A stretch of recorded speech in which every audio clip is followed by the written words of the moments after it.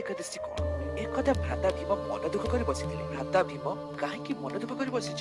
ହେ ବାସୁଦେବ, ମୋର ସମସ୍ତ ଭ୍ରାତା ଓ ପରିଜନ ମାନେ ବର୍ଷକ 12 ମାସ ପଡୁଥିବା ସମସ୍ତ ଏକାଦଶୀ ବ୍ରତ ପାଳନ କରି ପୁଣ୍ୟ ଅର୍ଜନ କରୁଛନ୍ତି, ଅଥଚ ମୁଁ ପାପୀ ମୋର ପେଟର ଭୋକ ସମ୍ଭାଳି ନ ପାରି ଖାଦ୍ୟ ଭକ୍ଷଣ କରି ନଉଛି, ଆଉ କୌଣସି ଏକାଦଶୀ ବ୍ରତ ପାଳନ କରିପାରୁନାହିଁ ଏବଂ ପୁଣ୍ୟରୁ ବଞ୍ଚିତ ହୋଇଯାଉଛି।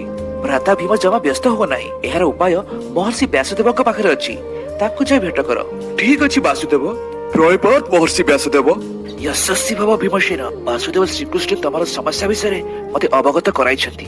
ଗୋଟିଏ କାମ କର, ମାଘ ମାସ ଶୁକ୍ଳ ଏକାଦଶୀ, ଯାହାକୁ ଜୟା ଏକାଦଶୀ ବି କୁହାଯାଏ, ତୁମେ କେବଳ ଏହି ଗୋଟିଏ ଏକାଦଶୀ ପାଳନ କର, ଯାହା ତୁମକୁ ବର୍ଷକର ସମସ୍ତ ଏକାଦଶୀର ପୁଣ୍ୟର ଫଳ ଦେବ।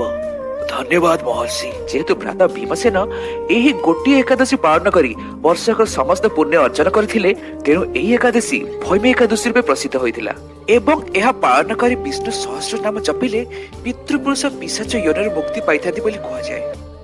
ଚାଲନ୍ତୁ ଆଜି ଜାଣିବା ଭୈମୀ ଏକାଦଶୀ କଣ।